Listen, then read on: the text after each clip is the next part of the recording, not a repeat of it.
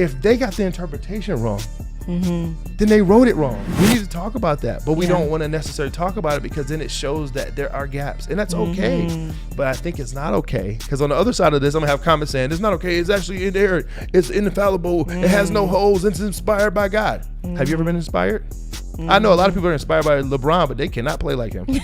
Or like Michael Jordan, they cannot play with him. Like Kobe, they can't. I've seen people shoot and say Kobe and brick, right? Right. You're inspired by it. I know people are inspired to sing like Beyonce or inspired to sing by your greatest worship leader. If you're inspired, but that doesn't mean that you actually execute like them. So if I'm inspired by God to say something that he said, but I miss a little something, what if I miss the intent? In interpretation. So we want to talk about 3 I's: infallible, inerrant, inspired. But there's 2 I's you need to think about. What about intent?